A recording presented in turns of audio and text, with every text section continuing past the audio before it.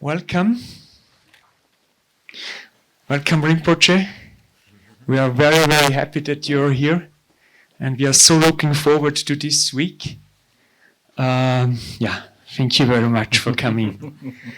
My name is Andreas Rudolph. I'm the director of the PLC Center in Vienna. And yes, I welcome all of you to this great week. Yeah. Rinpoche said, I think on Wednesday, when the hindrances are big in front of a retreat, then it will become a great retreat. And hindrances were really big. Yeah. So it started with the cancelled flight. Yeah. And then it started with this heavy, heavy rain in Vienna, which is I have never seen before. I think it's more than 100 years event. Yeah, and then heavy winds. Yeah, so we had a quite funny drive to here, but yeah, we did it, and all of you did it. Yeah, so warm welcome to the retreat. Warm welcome also to Mr. Bersin. Yeah, we are happy to have you here. You make my job much easier because you will do the introduction. Thank you very much for that. Also, welcome to Simon. So you are very, very important for us. You will translate the words of Rinpoche. Thank you very much. So welcome to the valuable Sangha. Guten, Wangdo, she's in another room. Drama in another room, but she's also here. Thank you also to the translators. I think this is important also in Zoom. And now the Zoom, welcome to everybody in Zoom. Yeah. So we are also happy to have you in our retreat, in our teachings, so that as many as possible people can benefit from these great teachings. That's very important for us. That's the goal of our center. Yeah? We would like to serve the people with Dharma, and this time we have the great opportunity and the great chance to present you Rinpoche. Thank you very much. Yeah, now I hand over to Alex for the introduction of Rinpoche and of Simon. And of you, yourself. You will do your introduction. If I sit. Yeah, that's not a problem at all. Turn the chair, right? Yeah. Shall I help you? Turn the chair. It's your stage. My stage. Well, thank you very much. I'm very honored to have this opportunity to introduce Rinpoche, say something a little bit about Simon. I only met him a few days ago, so I don't know terribly much about Simon, but introduce myself, whom I've known for all my life, actually. So,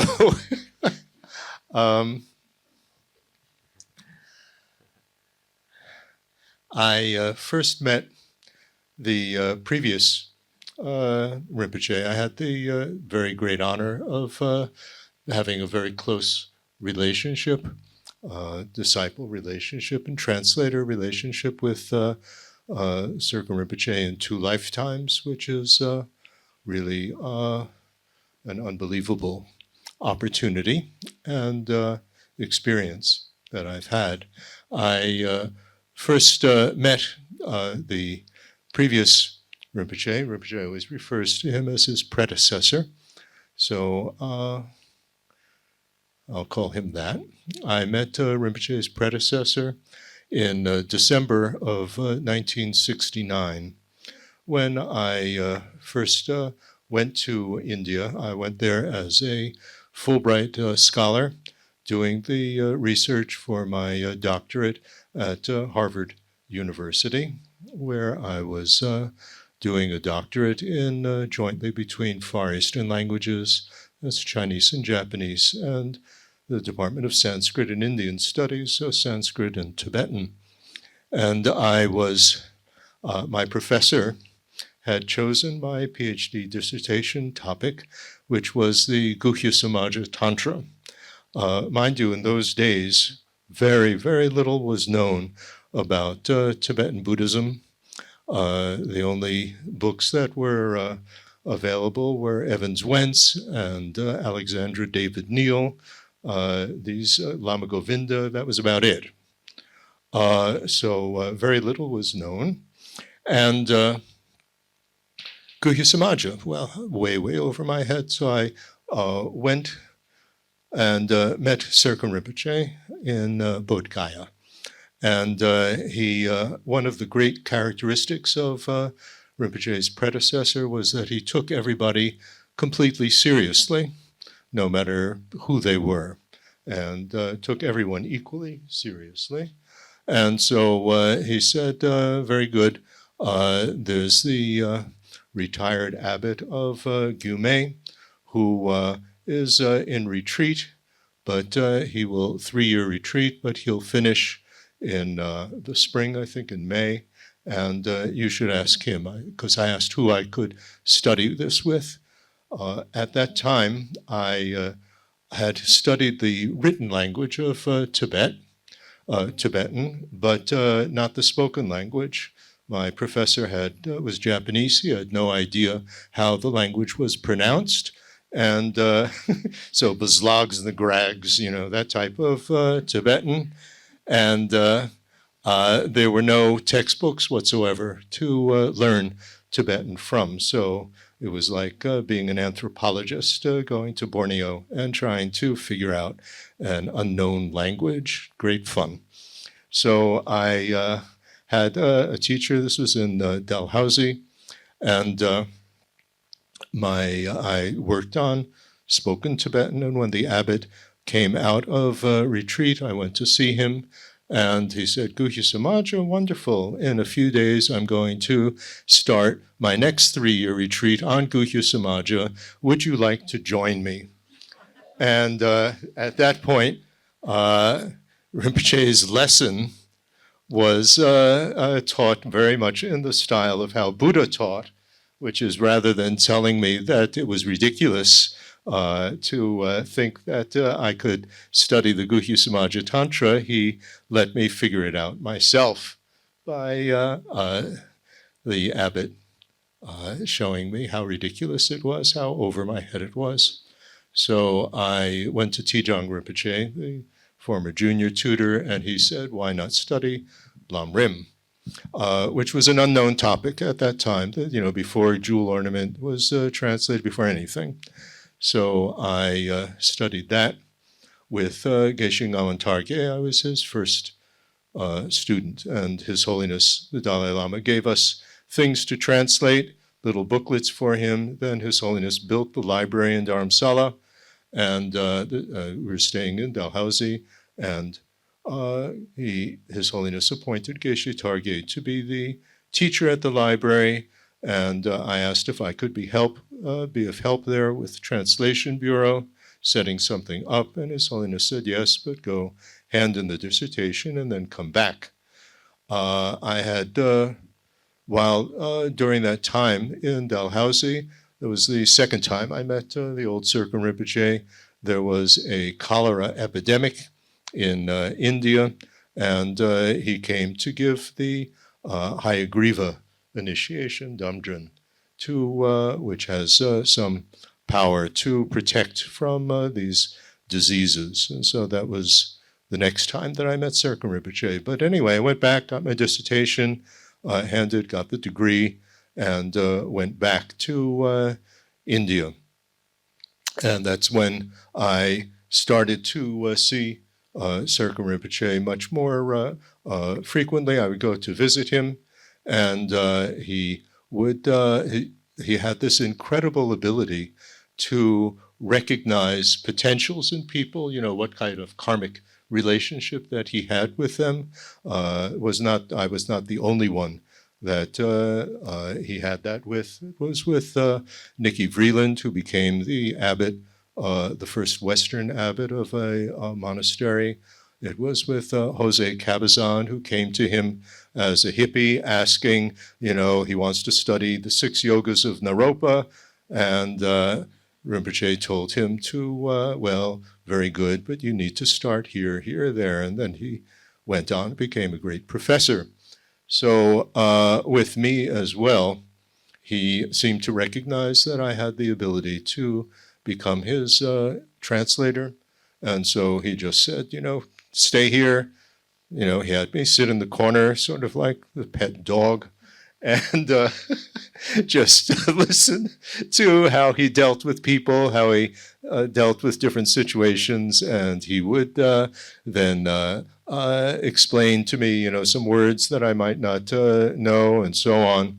And over time, he trained me to be his interpreter. He was very, very strict. I should say something about him. He was born in 1914 in Loka, I think it was. I actually went to the place where he was born, and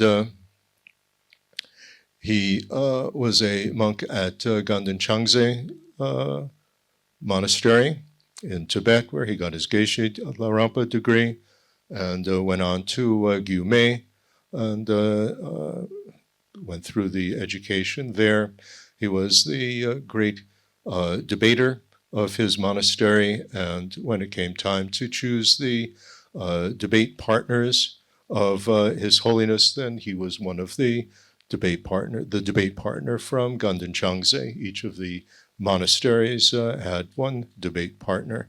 Often he was called the assistant tutor by Westerners, but he never liked that title because it was too high. So he always wanted to be called the debate servant, which was the actual translation of his title. Nevertheless, he was a teacher of His Holiness and transmitted many teachings to His Holiness. So anyway, I went, for those who are watching on Zoom, there's all sorts of things going on in front of me to distract me. So like a cat, that will get distracted if you put something in front of it. I get distracted. So anyway, he trained me. He was very, very strict. And he would train me to train my memory. And so at any time when I was with him, he would stop me and say, "What did I just say?" And I would have to repeat it to him. Or if I was saying something to him, he would say, "Repeat what you just say it again." So this was a very, very good training. He would not let me take any notes for teachings that he was giving. I could only write things down at night, afterwards, and I absolutely had to remember them. I remember once I asked him what this word meant, and he scolded me. He always scolded me. He scolded me saying, "I explained that word to you 7 years ago. I remember. Why don't you remember?" So like that. He was very, very strict. He only thanked me twice out of, over the 9 years that I spent very closely with him. We went on, I arranged and went on 2 world tours with him. That was through Europe and through North America with the 2 attendants, Ngawang and Chunzila. Serkong Rinpoche had set up I forgot to mention, he had set up the religion. He was one of the 3 assistants who helped to establish the, what is it called? The religious affairs ministry in Tibet. He was the very great diplomat, and so His Holiness the Dalai Lama referred to him as his lieutenant, that he would go to the monasteries or to the villages and help to settle different disputes that were there. He was very, very wonderful about that, in doing that. He was very instrumental in helping to revive Buddhism in the valley of Spiti, which is between the first range of the Himalayas and the second range, which was the border of Tibet. This is just southeast of Ladakh. and he passed away in Spiti as well. It was very interesting in terms of how he passed away. I had just taken him for a medical exam prior to going up to Spiti. His Holiness was giving the Kala Chakra initiation. In many ways, I felt that Rinpoche was always preparing me as a gift to His Holiness, to be able to not only be an interpreter for him, but also to do various projects and serve him in many different ways. Another thing which was very, very important for me, to show the kindness of the previous Rinpoche, was that he would never teach me anything that I wanted to study. He would only teach me something if I was translating it for somebody else.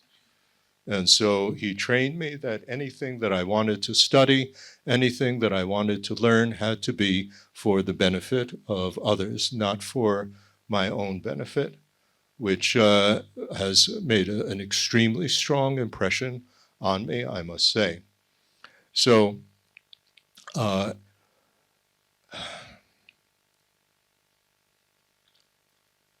he passed away, as I said, in Spiti. We had gone up for the Kala Chakra initiation, the first one that His Holiness gave in Spiti. And then Rinpoche stayed behind and went to teach the Tibetan Army Division that was there. He always went to the remote places. This was something that, to places that nobody wanted to go to. I've tried to follow that example in my travels after Rinpoche passed away, where the various places that we had been started to invite me as well. He would go even, riding on yak up to the border to teach the Tibetan Army Division. So anyway, he taught the Army Division, and I think it was Bodhicharya Avatara. And then he stopped at a certain point and said, I have to go. And he stopped along the way, picked up another monk that was there, who said that, well, my robes are wet. And he said, well, tie it just to the jeep and it will dry, on the way. And he confided in him that he was going to do Donglen, giving and taking for His Holiness, that there was an obstacle to His Holiness's life. His Holiness was flying to Geneva at the time. Yasser Arafat was also flying into Geneva at the same time.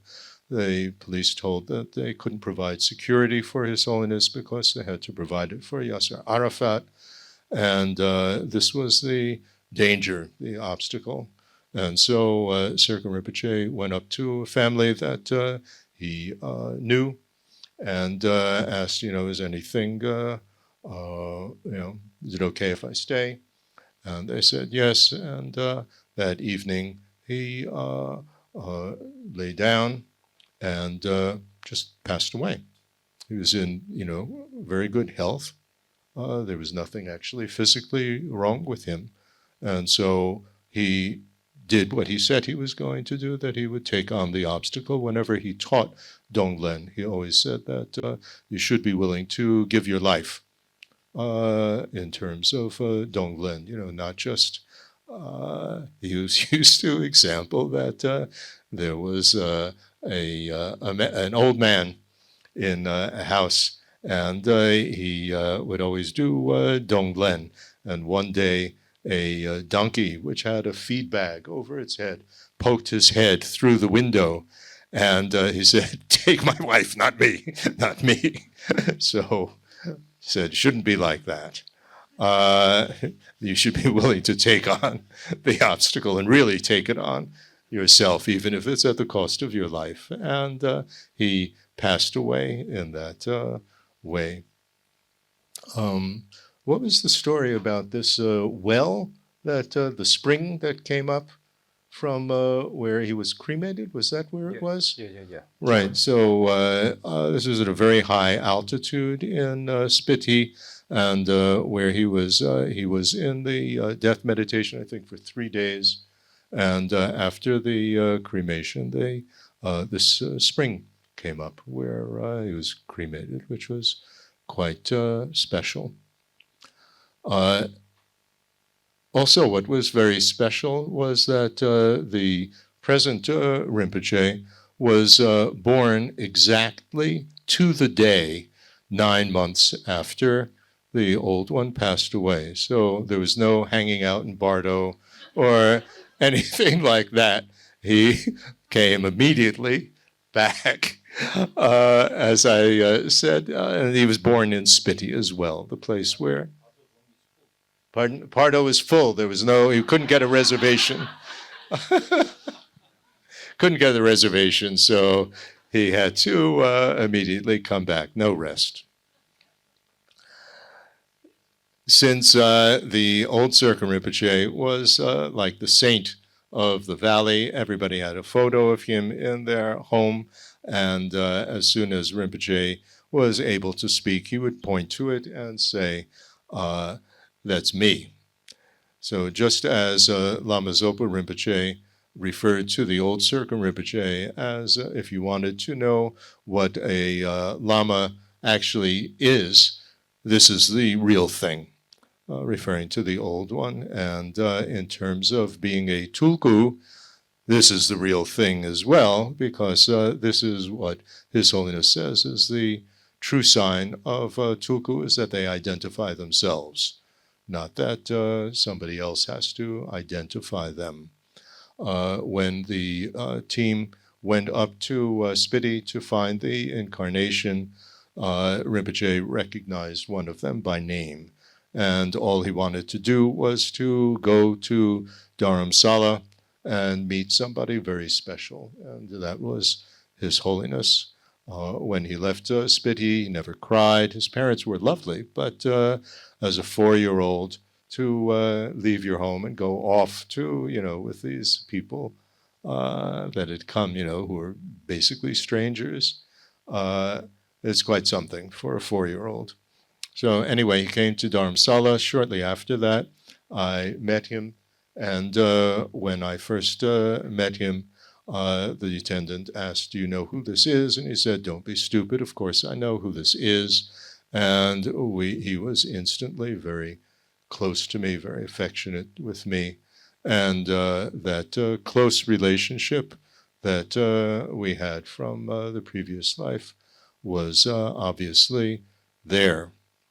So Rinpoche grew up first in Dharamsala, then he went down to the monastery, Ganden Changze, where he began his studies. I kept a bit of a distance, though I saw him from time to time, but I didn't want to infect him, as it were, with Western ways and not spoil him. And I think that was a very helpful thing to do. I hope that it was helpful, because I, rather than have Rinpoche go to the West as a small child and be spoiled terribly, and rather than have him learn English with Sesame Street and this type of thing, that I pushed for Rinpoche to learn modern subjects with the textbooks that the Tibetans themselves use in the Tibetan schools. And Rinpoche was educated like that. Meanwhile, I was invited to teach at various places around the world where we had been before. The old Rinpoche, as I said, he never taught me anything that unless I was translating for someone else. But there was the exception, and the exception was Kalachakra. He was a great Kalachakra master. Given various teachings and so on to His Holiness about that, and somehow he saw that I had a connection with Kalachakra, and this he would teach me in a very funny way, because he would be teaching something else, and in the middle of it, and mind you, I couldn't keep notes, in the middle of it, he would turn to me and then tell me something about Kalachakra without giving me any break whatsoever, and then going back to the same main topic that he was teaching to the group of people there. And I had to remember it, write it down, and not forget it. So anyway, he was very, very kind in teaching me that, so that I was able to be of benefit at various Kalachakra initiations, etc. So I was invited around the world to start to lecture. His Holiness sent me on various projects to organize for him around the world, like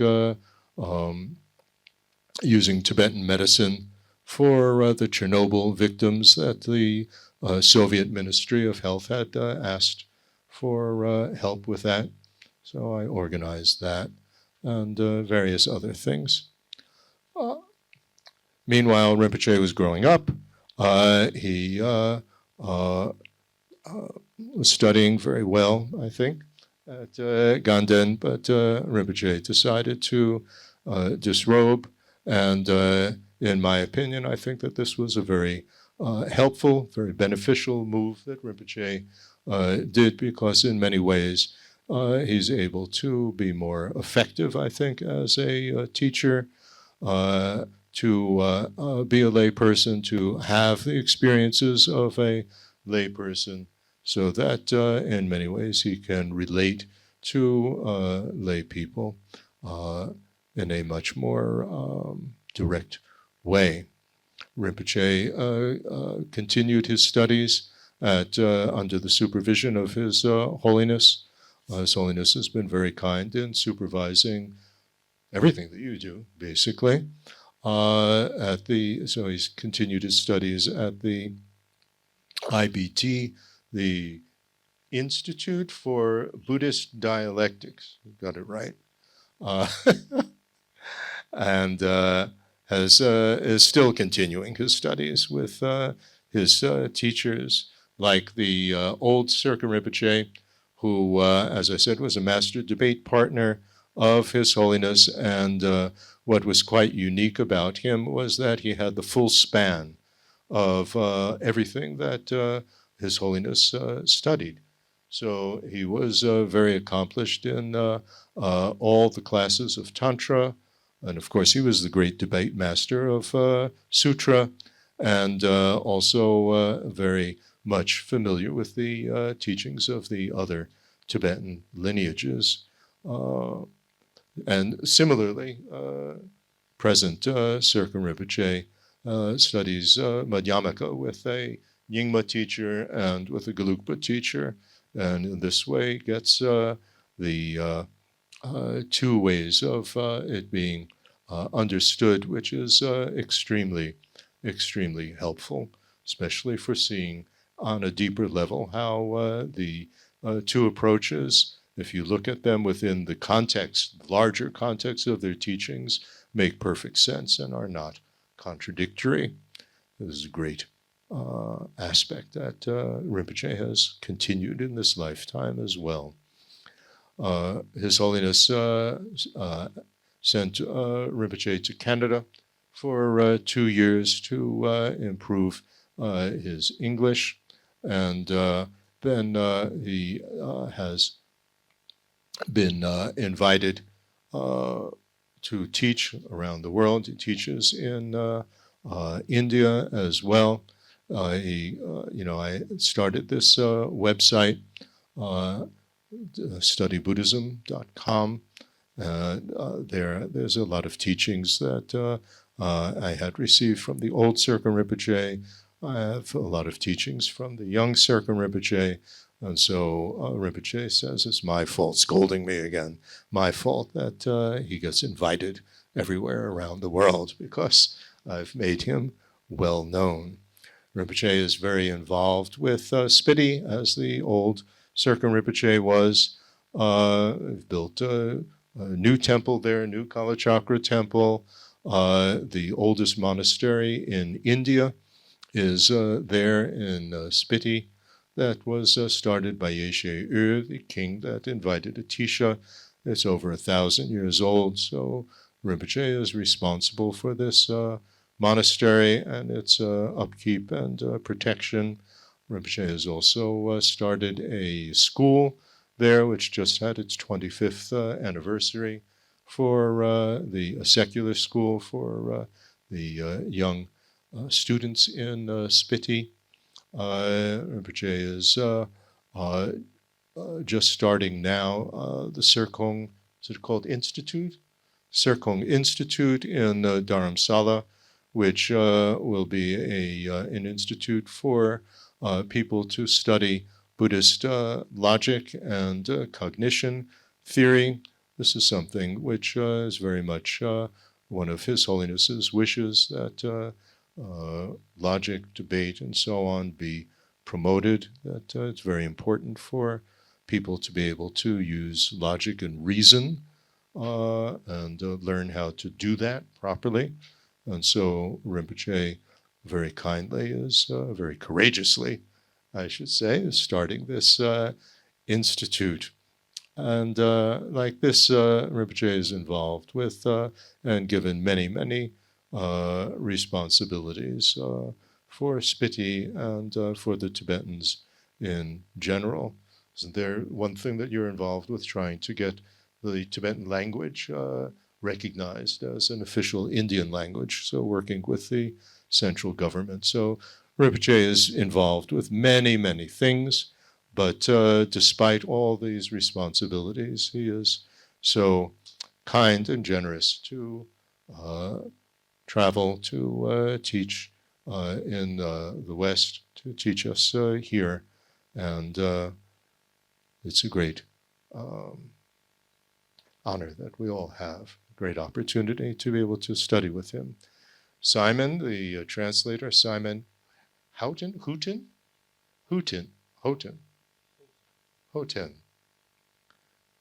that's the Chinese rendition, Chinese name for Khotan. They call it Hoden. Yes, so now I'll remember it. Yes.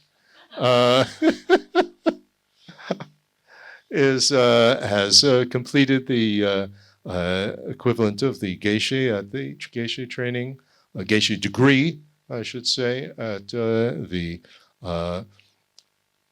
Institute for Buddhist Dialectics in Dharamsala, where Rinpoche had been studying. So he is very learned, if I must say, and especially in the debate language and this type of very technical terminology and way of explaining that Rinpoche uses. So he is ideal as a translator, and we're very privileged to have him here with us. So that's about all about me. I have this very large website, and studybuddhism.com, with multimedia, multi-languages, 37 languages now, and I'm mostly busy with that. And Rinpoche is very much, what should we say, helping with that, advising with that. It is sort of a lineage website, so it's the old Serkong Rinpoche, everything that I've learned from him and His Holiness, the new Rinpoche, and hopefully Rinpoche will carry it on and continue it, on and on from that. So we're putting Rinpoche's teachings there, gathering them as well, and doing a lot of video projects with him, and so on. So this is wonderful. I mean, for me, the great privilege has been to have this unique position as the bridge between the two generations of Serkong Rinpoche, that in many ways I have tried to convey to Rinpoche, especially the personal, private things that his predecessor shared with me, various insights that he had, and so on, that he would always tell me, share with me to the side.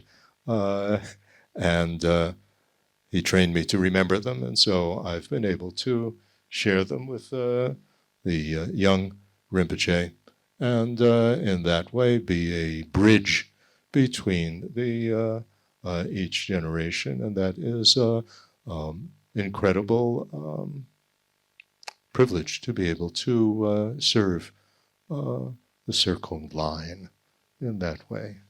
So thank you very much, Rinpoche, and that's about it. So thank you.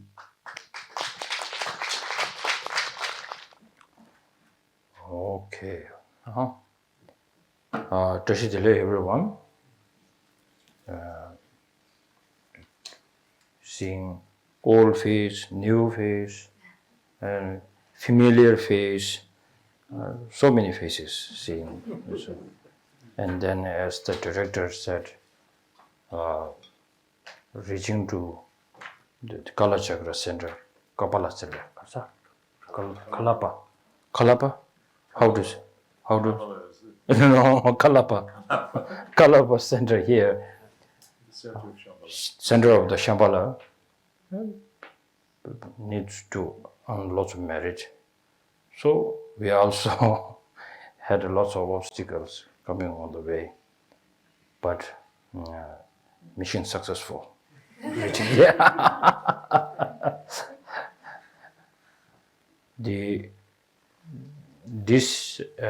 Now today, my Europe tour, after almost now 3 months.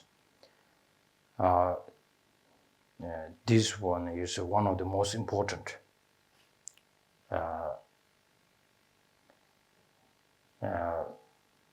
Also, I did this the series of the teachings of the clear words by Chandrakirti in Lama Tsongkhapa. And now, when the Vienna Center, Beijing Lobsang Chujin Center, and the director Christine and Ongdu, when they requested me to come and give a teaching, and they asked something very big, very important, very profound. Normally, people don't ask for important, precious, where His Holiness Dalai Lama always points out, you really need to study this. And then this sort of the teaching, the fundamental wisdom by Nagarjuna, when they requested me, and then I look into my own quality, or am I qualified? I'm not qualified, but somehow I need to understand this special teaching of the great master. And then sometimes we say, the great master, all the great masters say, without knowing this and experiencing, there is no way to getting out of samsara. There is no way to bring a benefit, complete benefit to the sentient beings. So this is the only one door to knock on. So that's why it's called fundamental wisdom. So when just hearing this, somebody is asking to teach that. So why, when I hear this, I just completely thought, even I'm not qualified, but saying no will be a very big loss of the opportunity. So then, earlier I already gave this series of teaching of the clear words, the commentary to the Nagarjuna's fundamental wisdom. And then I thought, like, now I get another opportunity to go through that. How fortunate. If I stay with this precious book in front of me, I'm too lazy, sometimes not read it. So now somebody says, we need it, you please give it. Then I thought, like, why not this use the golden opportunity? Very precious. So that's why, due to this kind of prayers and with this kind of samaya, we are here today. And then, most importantly, people who are here, some come far away, some have so many important things to do, but somehow you felt this retreat or this kind of the lecture I'm going to give, or the discussion we are going to do, or the teaching, whatever you name it, but somehow you felt this will be very helpful for you to deepen your knowledge to Dharma. So with this great hope you have came here. So I thank you for doing this, for coming, and yeah. And then thank you for the Alex introduction. So I'm not good to do some introduction, but mostly if you, maybe this is something to do with the culture background. Tibetans normally they don't do much introduction when they first meet. They will not ask a name. And then they will spend quite a long time, and then they will ask, like, what's your name? And what do you do? So this is kind of my habit. So I'm not good with the introduction, introduce myself. But somehow you found the right person who can introduce me. So somehow my life story, not that inspiring, but the great Serkong Tsenshab, who I can kind of proudly call my predecessor. So Alex is the witness, and that how a great teacher he can be. And then at the same time, to say that teacher is a great and bringing a reason of his quality through the qualities, giving him this, what he learned, how this change in the mind. This is how you can prove that your teacher is a very great. So Alex is a great example.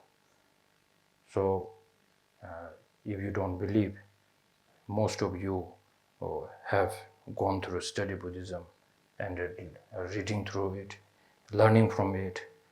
So many people are so inspired by Alex's work. So this is coming through, as he said, the lineage. This is how he holds the lineage. So having Alex near to me, it is kind of a very complete picture of my predecessor. My predecessor might have so many students, but somehow serving or supporting my predecessor's teaching to the sentient being is very rare. That's you. So, and also not only being my predecessor's student and translator, but then we have a very special bond as from my young age. Alex, I feel like so learned person, and then sometimes when Alex comes, because he won't play much game with me, so then he will be more like ask difficult questions to me. Still he does that. And I remember this instant very strongly when he came with this group of Westerners to see me. Well, I think I'm maybe 11 or maybe 10 years old. And then he asked, what are you learning these days? And I said proudly, I'm learning mathematics that time. And then I proudly said, mathematics. And then he says, wow, okay. So then how much is 2 plus 3? It was one of the hardest questions in my life. Then I just put my hand in like this, and I was counting, so I couldn't get anything. For a few minutes later, with maybe a little bit sweat coming out, and then I said, 5. I was like, wow, so great. Then he reversed to go and then said, how much is 3 plus 2? I couldn't answer that. So at the same time, when I feel a little bit like annoyed, but strongly deep inside, I have from the young age a huge respect. So in my house in Dharamsala, all the Labrang members have such a great respect to Alex. I tortured you actually throughout that visit with questions of mathematics. yes. Which become very quite a memory, huh? Yes. Yeah. So, and then later, I wanted to receive this very special lineage of Changyal Shijingbu, equivalence Kasa. The essence of eloquence on the definitive and interpretive sutras, on the definitive and interpretive sutras. So the very precious and very profound teachings of Lama Tsongkhapa. So which it has the lineage, which is from Lama Tsongkhapa to Serkong Dorje Chang, my predecessor's father. My predecessor's father to Chidar Rinpoche giving it to my predecessor. So it's a very near lineage. So which my predecessor given to Alex. And then normally I check with so many other teachers whether that teachers is suitable for me or not. I always bother His Holiness. But then when thinking of taking this lineage from Alex, I didn't check with His Holiness because I already have a very special bond, and with this very comfortable feeling, I requested Alex to give me this precious lineage. Then Alex was feeling a little bit uncomfortable, and then I checked with His Holiness. I asked His Holiness. Yes, asked His Holiness, and His Holiness says, "Of course, give it."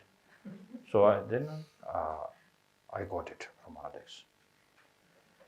So we have this very special bond. And then, as he says, Serkong Tsenshab is one example of great Lama, and one good example of reincarnation is me. That it's something we need to discuss. But well, because of you, I now have very firm belief in rebirth. Okay. So, but no doubt that Alex is one great example of a student, how to become a student, what is meaning of, what to have a relation with the teacher. Alex is a very good example. for the Western and Eastern and for Tibetan community. Okay. So our relation, we talk a lot. So now, Simon,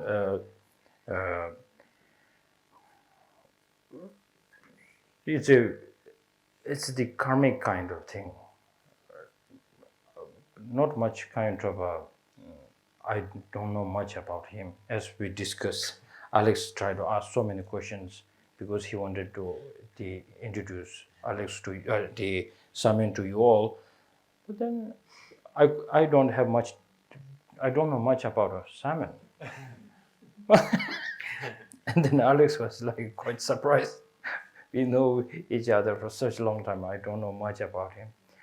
So somehow, as I said before earlier, that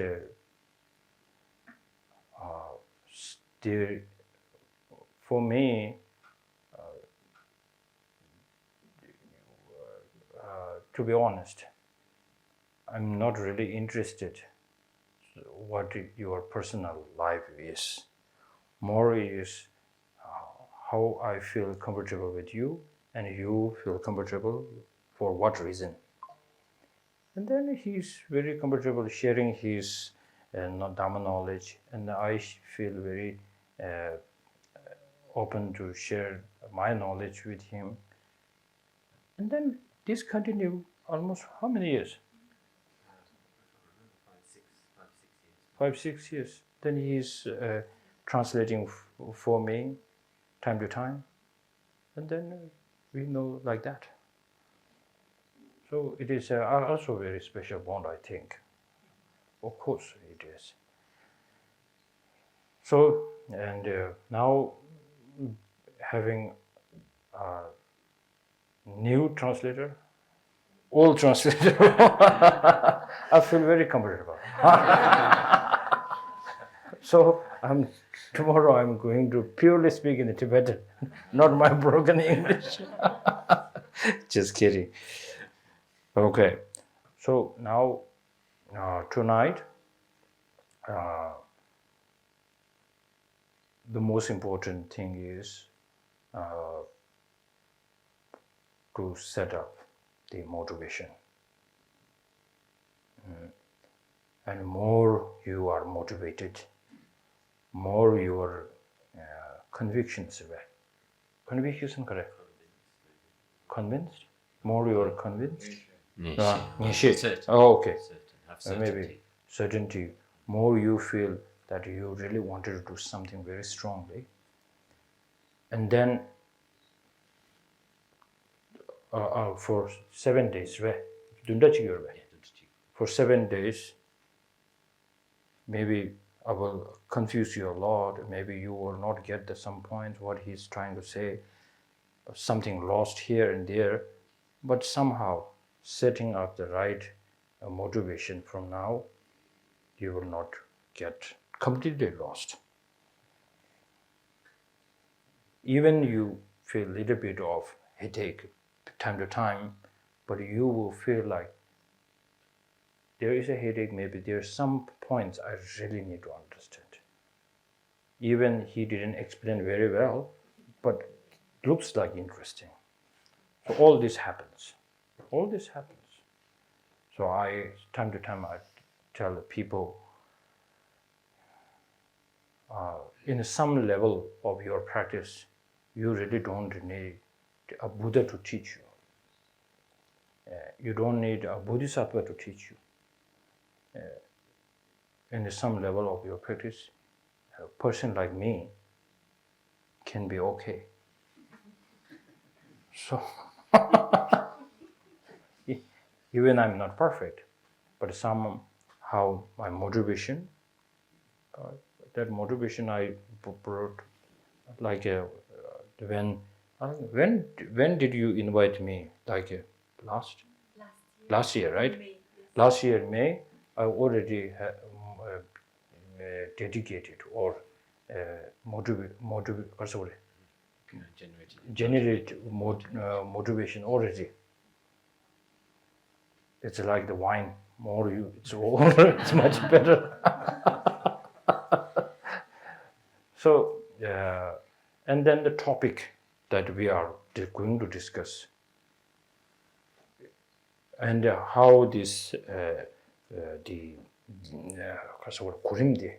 The sort of sequence is designed. It's by His Holiness. This time when I thought like, well, 18th chapter is the one of the most important of the clear words. So I requested my teacher if I should start from the 18th chapter, which directly talks about the emptiness. Then my teacher said, no, start with the 26, which talks about the two buildings. Then I said, of course I will do that. So then now this time I will try to 12 buildings of the 26th chapter we will cover it for sure. 18th chapter we will try to finish it, but it's my style. I don't rush to complete. We are not here to make a commitment saying you requested 2 chapter, I have a kind of a commitment to finish it. Not like this. More you can understand the depth of that.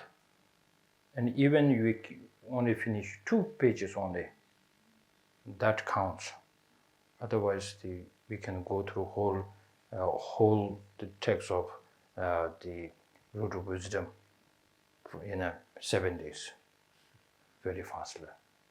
That we don't need this kind of rush.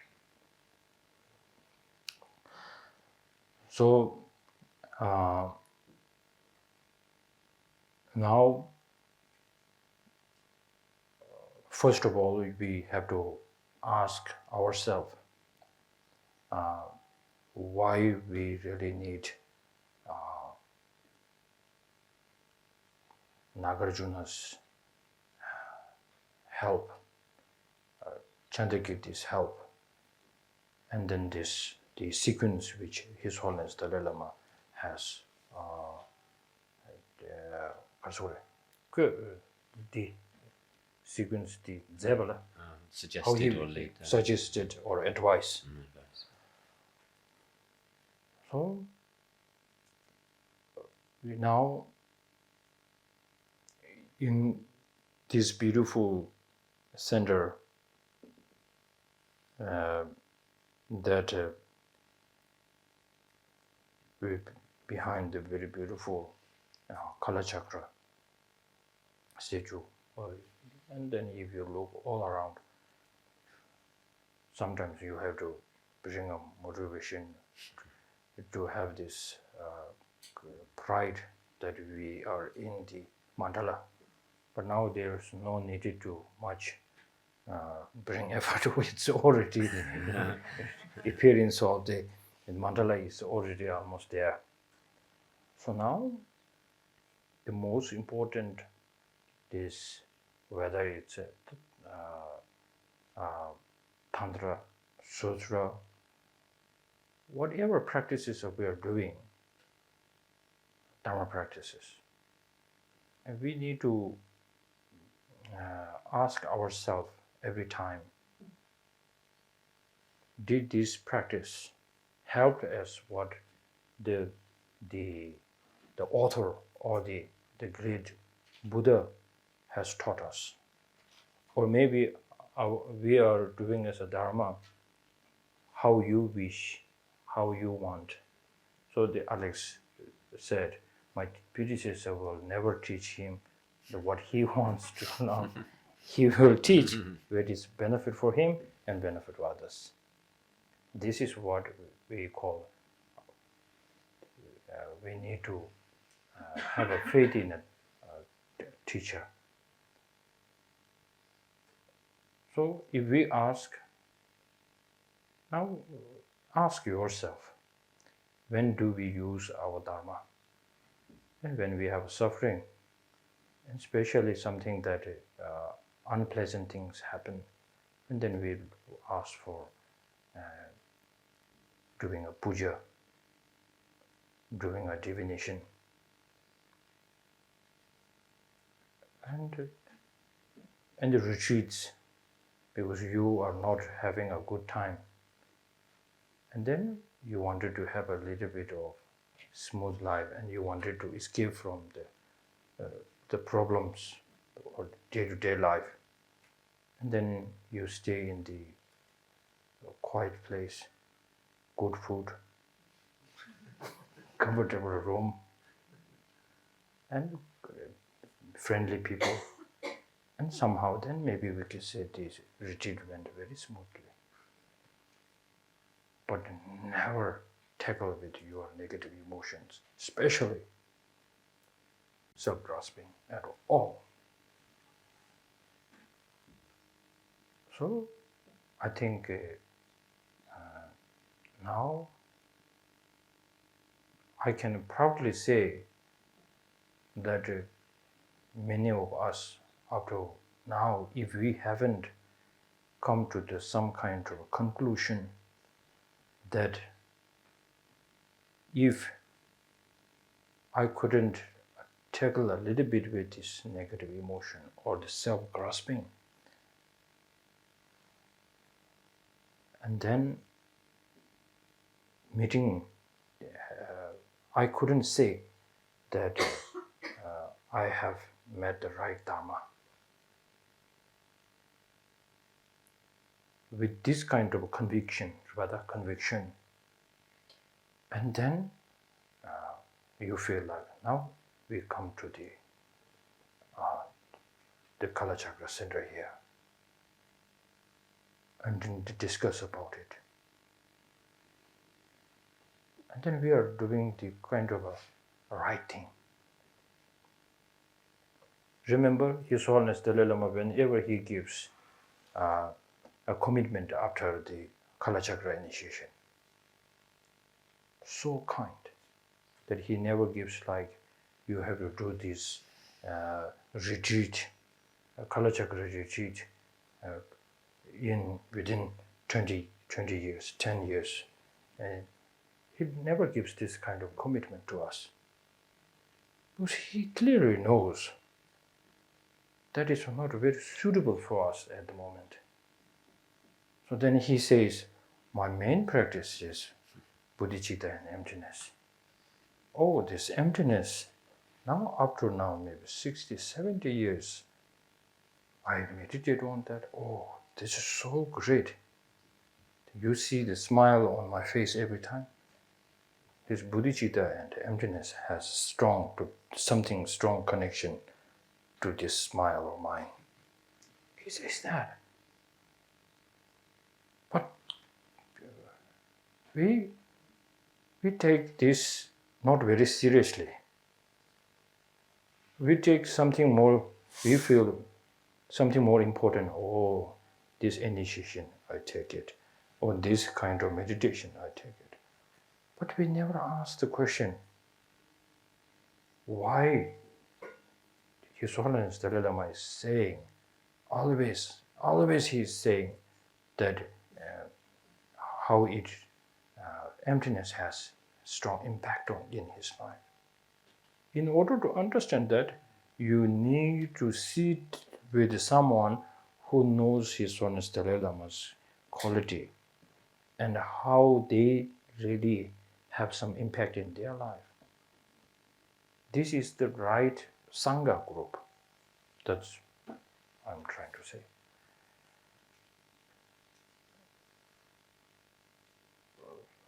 So, even though I staying close, physically close to His Holiness for such a long time, but maybe I understood maybe not a 1% out from 1,000 qualities, just not even 1%. But still I can strongly, due to the kindness of my teachers, could say that without tackling with the self-grasping, I will be never happy. That it is a kind of my commitment. I might fail, but I'm proudly could say this is kind of commitment. Even somebody puts a gun on my head and say, change your position, change your the way of what you just say. I will not give up on that. That's for sure. But the difficult now, it is how that really self-grasping and self-cherishing really comes to you. That we need some special awareness and some knowledge, because it's so tricky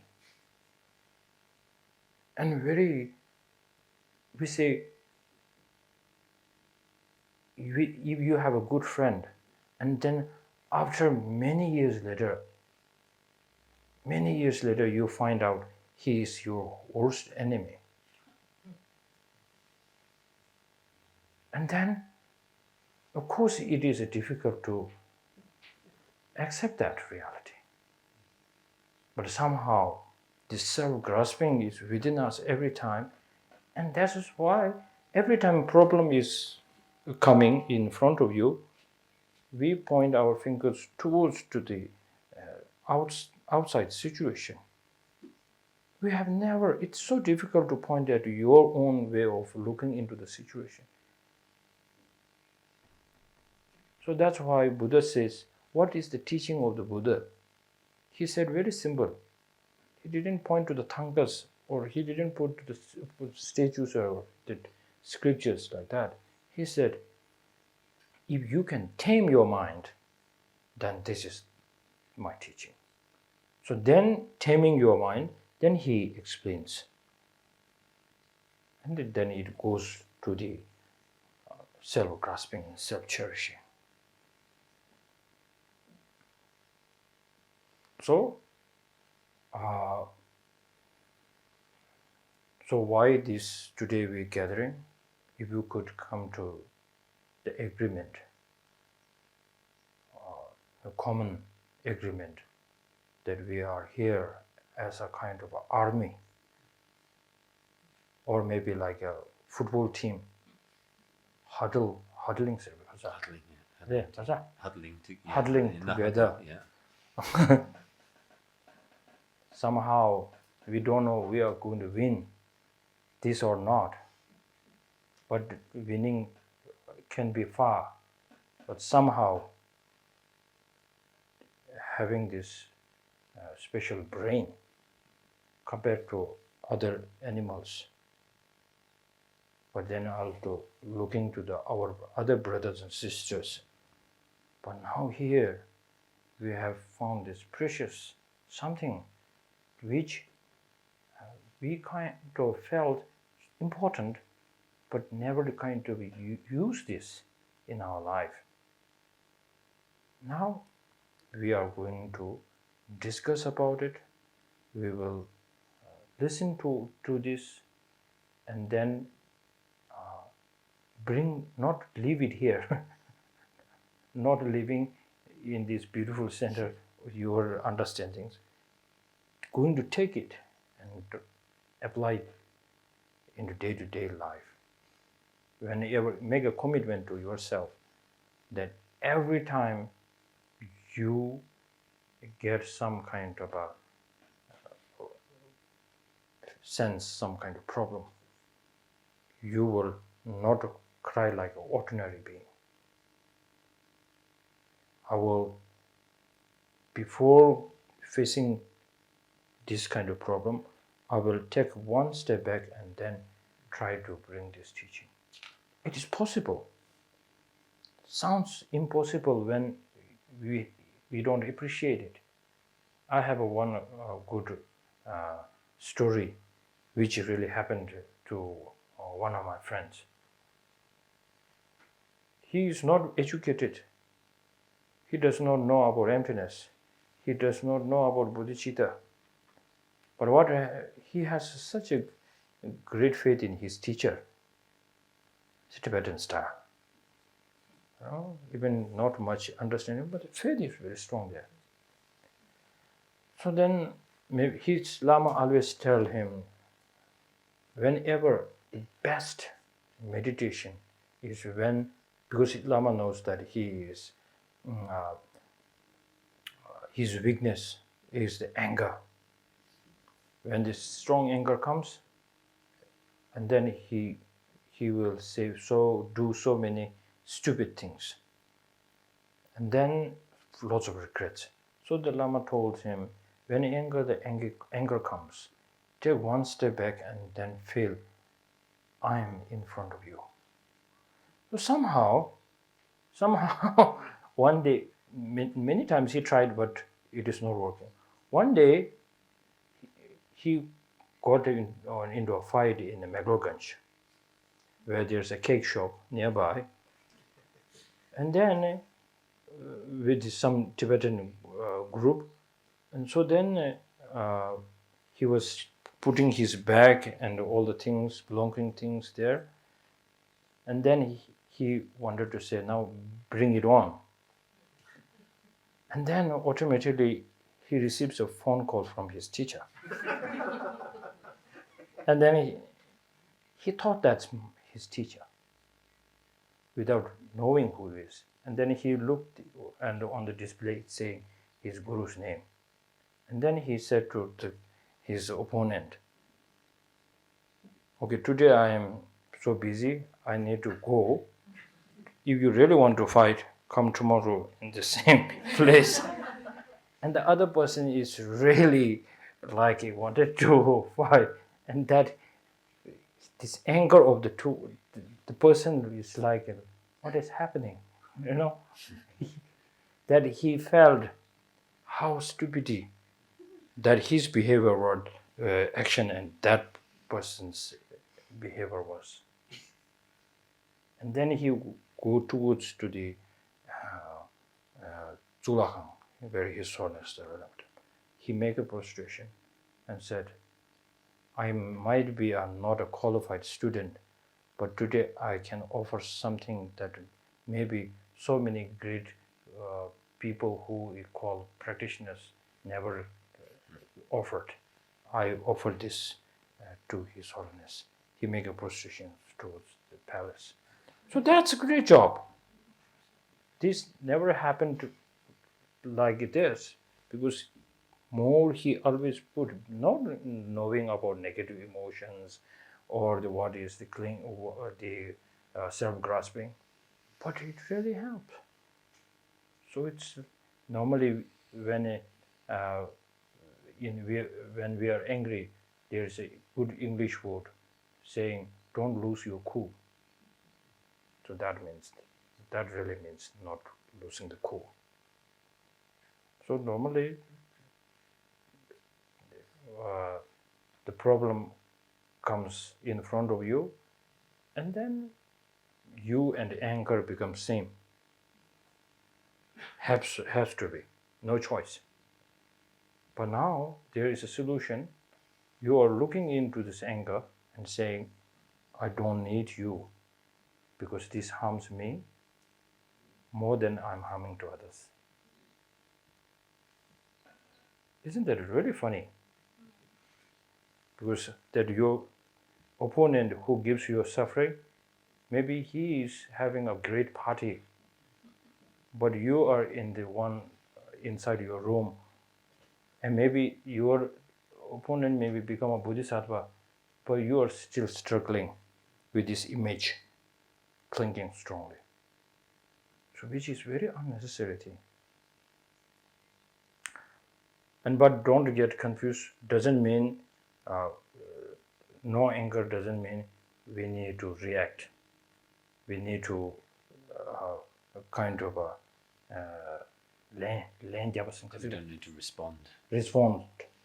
That we need to do it, but without hatred, without under the sway of negative emotions, doing professionally. So also keep this in mind. Then otherwise people taking out anger then feel like then it sounds like I should forgive him. And then I forgive him means like don't do nothing. And I have to take all this suffering on myself. That's not the way how it is. So we talk more about this starting from tomorrow.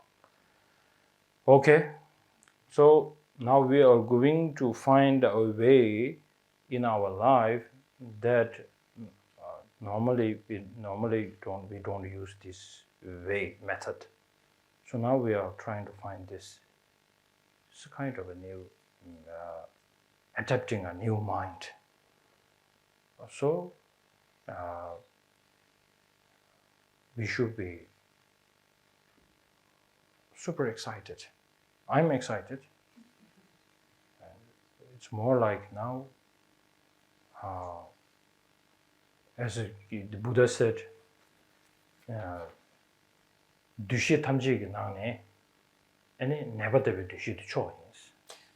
So the Buddha said, among all the sort of discriminations or sort of ways of context or perception, then the greatest is that of thinking of oneself as a patient.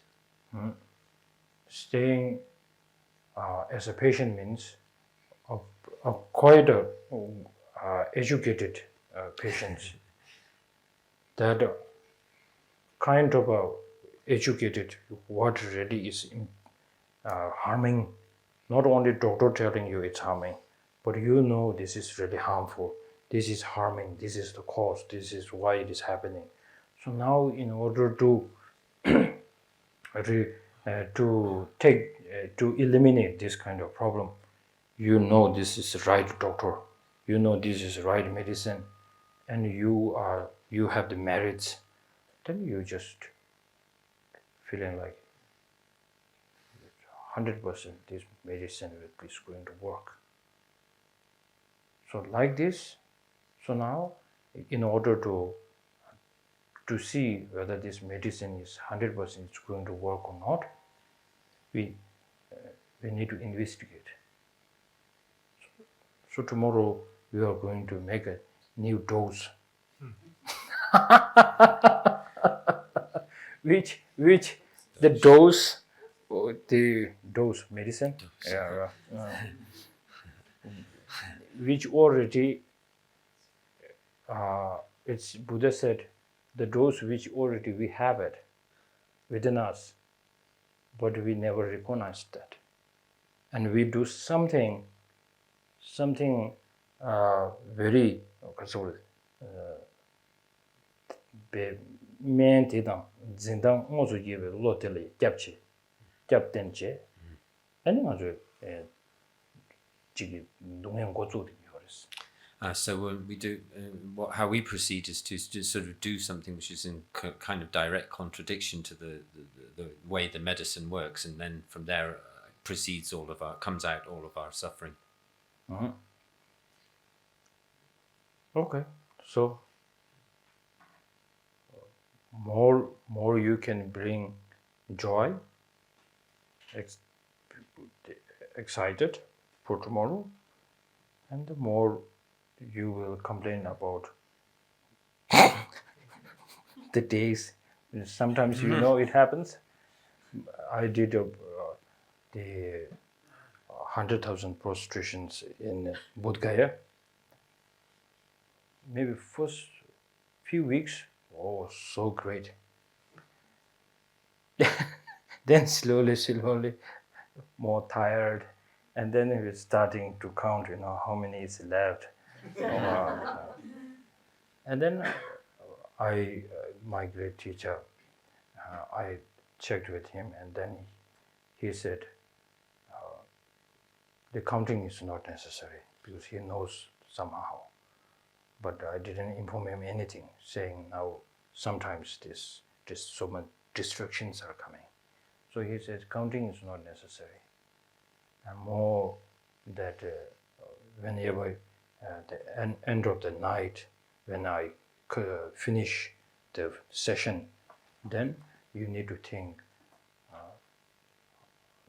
Maybe it's I did 2,000 or 3,000 countings but somehow you feel each and every time you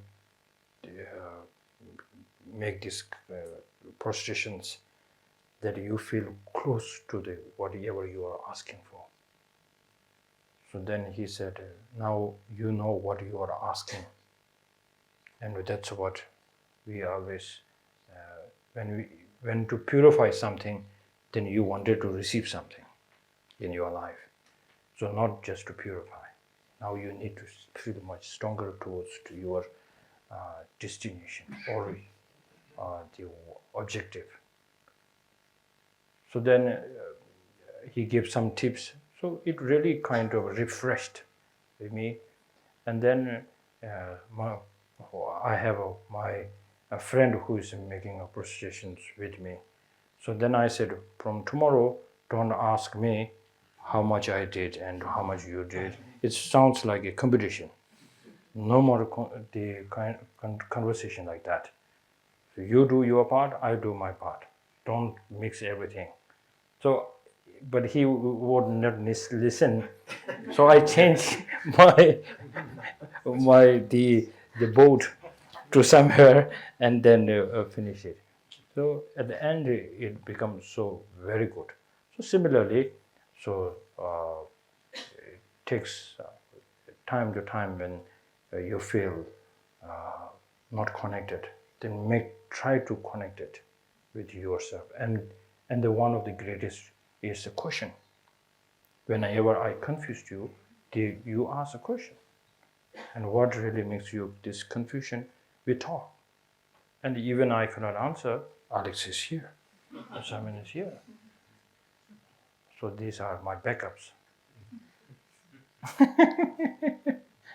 Okay. So thank you very much. So now you take a good rest and then see you tomorrow. 10 o'clock? Okay. Okay, then you have a morning meditation, right? With the warm to that. Okay, thank you. Chanju Senjo Rinpoche, Madye Pan. Yeva Nyemba Meva Yang, Hone, Hondo Bevara, Sho, Tony Dava Rinpoche, Madye Panangi. Yeva Nyemba Meva Yang, Hone, Hondo Bevara, Sho. Nijun Dava Rinpoche, Madye Panam Gejoji, Yeva Nyemba Meva. Kondo Bevara, Sho. Kanrijabe, Kurvi Shingamza, Pendan Deva Mali. Jiri Sawan Tenzin Gyazoye, Shabe Sidi Bado Tengyu Chi, Sashi, Peje Shiji. Rali Shini Den Yenbade, Sanje Shinde Migi Pyo, Ruben Namda Shinla, Jebra, Shu, Yidama, Guru Rana Mendra, Neya Daya Me.